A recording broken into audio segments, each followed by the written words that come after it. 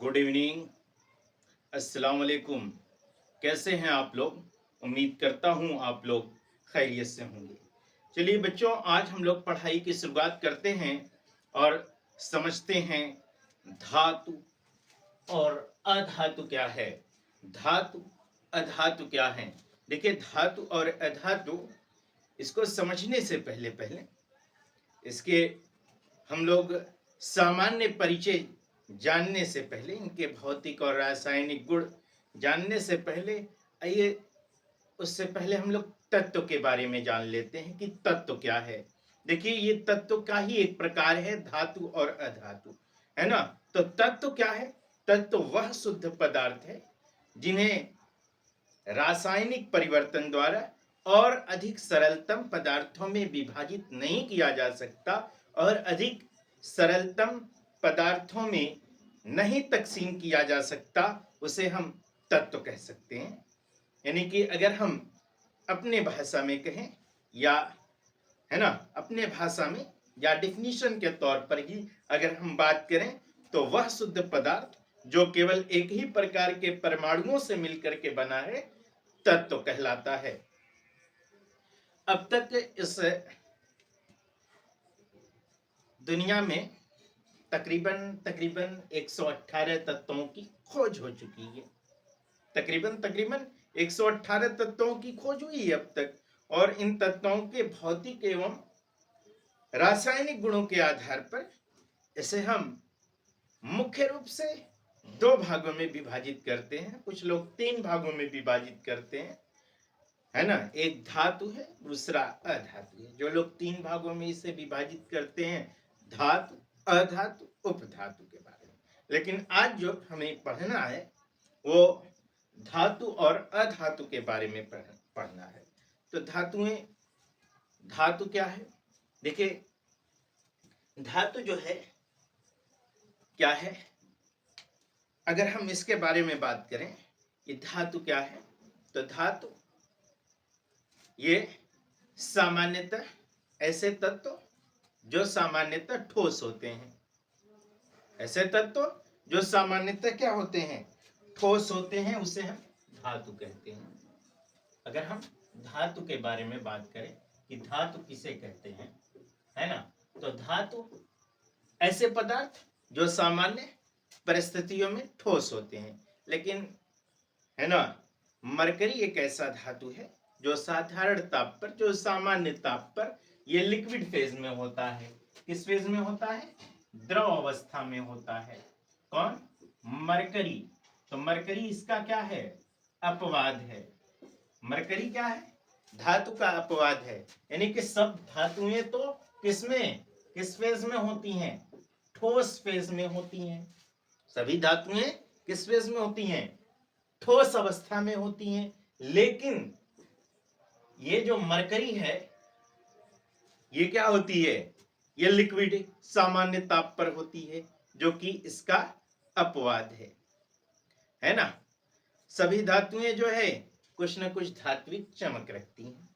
यानी कि धातुएं हैं तो उनमें जो है मेटलिक लश्चर होता है, धातुएं चमकती हैं। जैसे आपने लोहे को देखा होगा, आयरन को देखा होगा, चमकता है। सोना है, वो चमकता है ना। चांदी है, उसमें भी चमक पाई जाती है। तो इनमें एक विशिष्ट प्रकार की चमक पाई जाती है, जिसे हम धात्विक चमक कहते हैं, है ना। इसमें तन्यता भी होती है। क्या होती है? इसमें धातुओं में तन्यता होती है, यानी कि धातुओं को खींचा जा सकता है।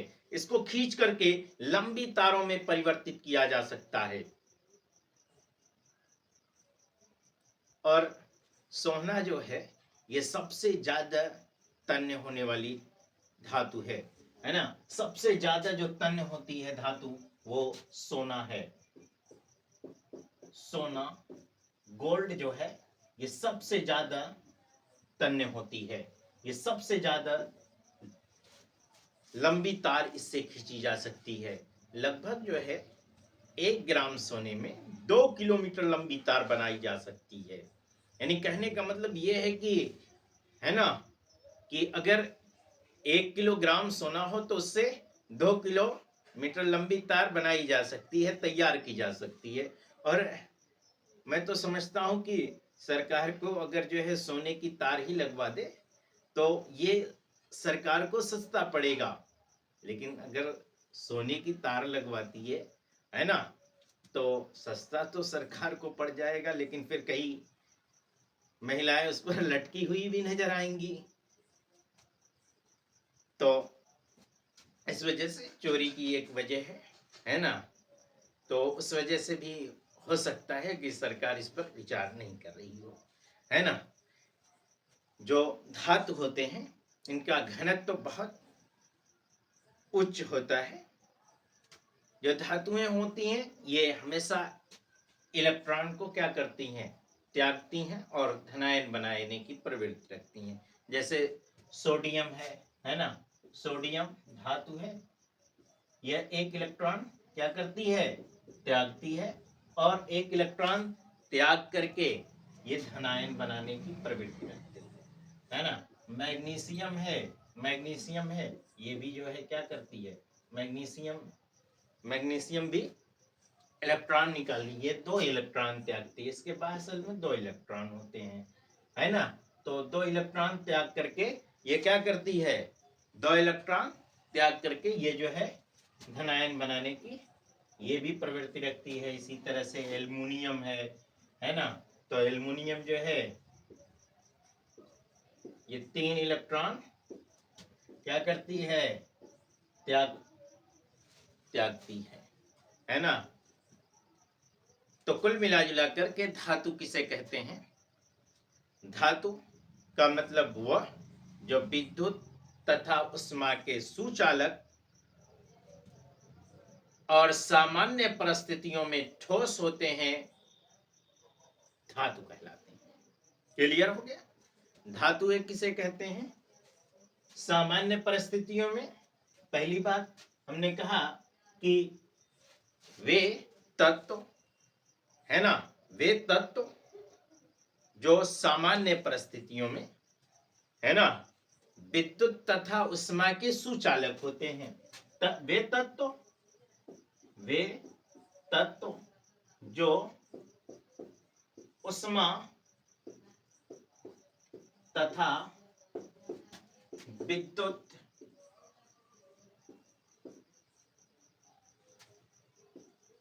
के चालक होते हैं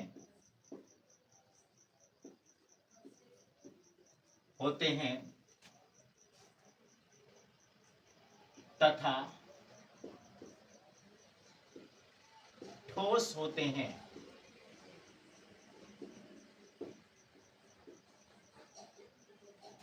कहलाते हैं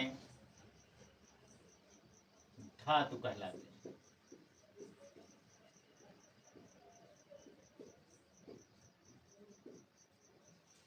ठीक है, क्लियर हो गया। धातु किसे कहते हैं, धातु किसे कहते हैं, क्लियर हो गया।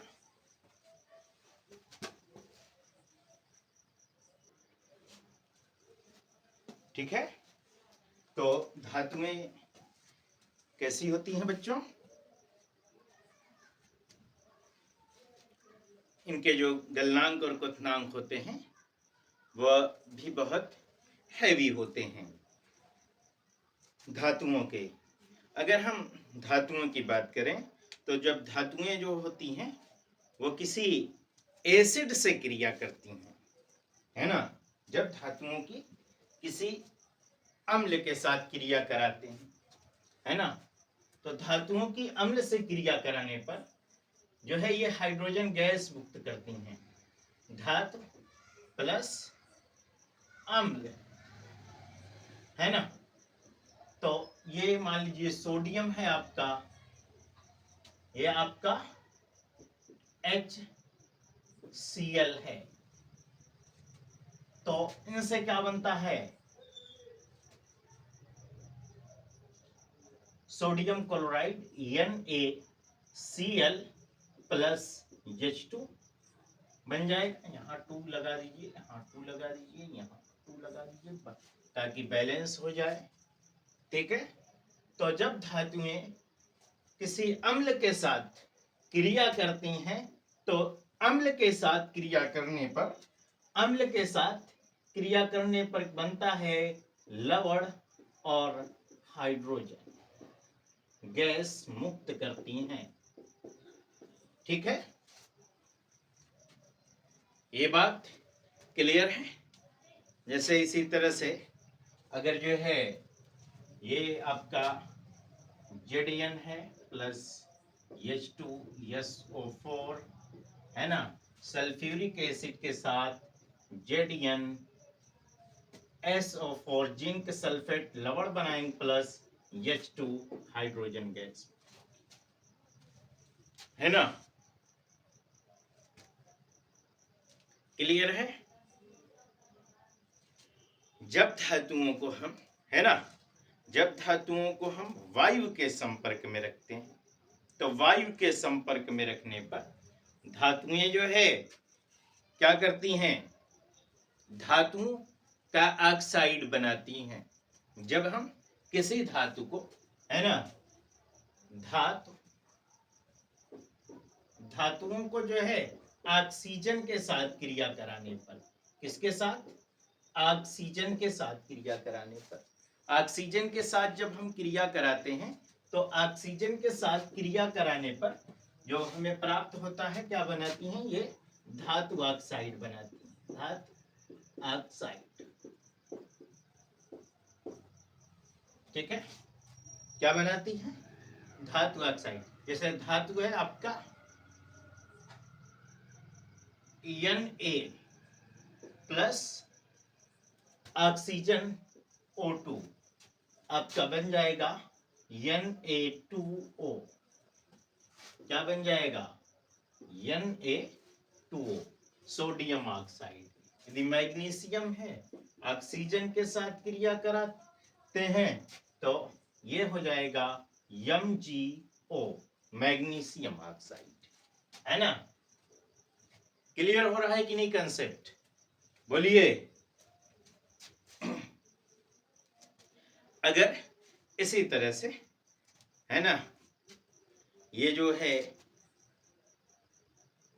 आपने क्या देखा, जब धातुएं अम्ल के साथ क्रिया करती हैं तो लवण और क्या बनता है, हाइड्रोजन गैस मुक्त होती है ना, या हाइड्रोजन गैस रिलीज होती है, मुक्त होती है। धातुएं जब ऑक्सीजन के साथ क्रिया करते हैं तो धातु ऑक्साइड बनाती हैं, जैसे सोडियम ऑक्साइड, मैग्नीशियम ऑक्साइड, है ना, एल्युमिनियम ऑक्साइड। कॉपर के साथ अगर क्रिया करा रहे हैं तो कैप्रिक ऑक्साइड, कॉपर ऑक्साइड बन जाएगा आपका, है ना। फेरस ऑक्साइड, लोहे के साथ अगर आप क्रिया करा रहे हैं तो इस तरह से जितनी भी धातुएं हैं उन सब के साथ अभिक्रिया कराने पर, रिएक्शन कराने पर क्या होगा, सबके साथ वही होगा। अच्छा, एक चीज और, जब धातु जो है ये ऑक्सीजन से तो हो गया रिएक्शन इसका, जब ये धातुएं हाइड्रोजन से क्रिया करती हैं तब क्या होता है, जब धातुएं किससे, हाइड्रोजन से क्रिया करती हैं तो जैसे सोडियम है Na, सोडियम प्लस हाइड्रोजन से जब क्रिया करती है तो ये धातु के अमलगम बनाती है। क्या बनाती है, धातु अमलगम NaH बनाती है। ठीक है, क्या बनाती है, Na प्लस H2 से क्रिया कराने पर क्या बनता है, NaH, सोडियम का अमलगम, है ना। जितनी भी धातुओं के साथ रिएक्शन होता है तमाम धातुओं के साथ हाइड्रोजन, है ना, धातु प्लस हाइड्रोजन रिएक्शन के बाद धातु अमलगम बनता है। ठीक है, धातु अमलगम बनाते हैं। ठीक है, सब में एक ही कंडीशन होती है, धातुएं जो होती हैं प्राय आप लोगों को हमने बताया कि कठोर होती हैं, लेकिन जो खास तौर से यस ब्लॉक की जो क्षार धातुएं होती हैं, क्षार धातुएं जो होती हैं, ये क्षार धातुएं यानी कि S1 ब्लॉक की जो धातुएं होती हैं, जैसे लिथियम, सोडियम, पोटेशियम आदि जो गैस आदि जो धातुएं होती हैं, इन धातुओं को आसानी के साथ चाकू से काटा जा सकता है। ठीक है ना। इतनी ये जो है मुलायम धातुएं होती हैं, यानी कि बहुत अधिक ये ठोस नहीं होती हैं। इतनी ठोस होती हैं कि ठोस की तरह दिखाई देती हैं, लेकिन बहुत अधिक ठोस नहीं होती हैं। ये इतनी नरम होती हैं कि इन्हें चाकू से हम आसानी के साथ काट सकते हैं। अब हम लोग बात कर लेते हैं अधातु के बारे में। अधातु क्या है? अधातु अधातु क्या है? देखिए, अधातु जो है इसमें भी वही चीजें हैं, वही क्वालिटीज हैं। ठीक इसका धातु का क्या होता है? विपरीत होता है, यानी कि जिसमें धातुओं के गुण नहीं पाए जाते हैं। ऐसे तत्व जिसमें धातुओं के गुण नहीं पाए जाते हैं उसे हम अधातु कहते हैं। यानी हमने इसमें कहा कि वे तत्व जो विद्युत तथा उष्मा के सुचालक होते हैं उसे हम धातु कहते हैं। तो इसमें हम कहेंगे कि वे तत्व जो उष्मा तथा विद्युत के कुचालक होते हैं, विद्युत के कुचालक होते हैं। जो कुचालक है वही क्या है? अधातु है ना। जिसमें आघात वर्धनता नहीं पाई जाती है, यानी कि जिसको पीट करके लंबी चादर में कन्वर्ट नहीं किया जाता हो, उसे हम क्या कहेंगे? अधातु कहेंगे। ये जो है ये भंगुर होती हैं। कैसे होती हैं? ये भंगुर होती हैं, भंगरड़ की तरह होती हैं। यानी कि इस पर अगर हम चोट मारेंगे, आघात पहुंचाएंगे तो ये बिखर जाएंगी, टूट जाएंगी। यानी कि इसको चोट मारने पर ये बिखर जाएंगी, है ना। अधातु जो है ये धातुएं धनायन बनाने की प्रवृत्ति रखती हैं। यानी कि धातुओं में जो है हमने बात किया कि ये धनायन देती हैं, लेकिन अधातु जो होती है ये धनायन नहीं बनाती है, ये ऋणायन बनाने की प्रवृत्ति रखती है। ठीक है। ये कैसी प्रवृत्ति रखती है? ऋणायन बनाने की प्रवृत्ति रखती है। जैसे आपका क्लोरीन है ना। क्लोरीन है, Cl है, ये जो है एक इलेक्ट्रॉन ग्रहण करती है, यानी कि एक इलेक्ट्रॉन एक्सेप्ट करती है ना। एक इलेक्ट्रॉन ये ग्रहण करते हैं, इनमें ग्रहण करने की क्षमता होती है ना। ये ऋणायन बनाने की प्रवृत्ति रखते हैं। ये जो है जिस तरह से धातुएं वायु के संपर्क में आती हैं, इस तरह से धातुएं वायु के संपर्क में आती हैं तो ऑक्साइड बनाती हैं। उसी तरीके से वायु के संपर्क में ये भी आते हैं तो ये क्या वायु के संपर्क में आकर के ये भी ऑक्साइड का ही निर्माण करते हैं। जैसे सल्फर है ना। सल्फर अधातु प्लस ऑक्सीजन है ना, तो SO2 सल्फर डाइऑक्साइड है ना। ठीक है, क्लियर हो रहा है कंसेप्ट। ये धातु और अधातु देखो कुछ है नहीं इसमें, बहुत कुछ नहीं है, एकदम क्लियर है धातु और अधातु। बस आपको थोड़ा सा समझना है। थोड़ा सा अगर आप दिमाग लगाएंगे तो दिमाग लगाने पर आपको बेहतर समझ में आ जाएगा। ये जो है हाइड्रोजन के साथ क्या करते हैं, हाइड्राइड बनाते हैं।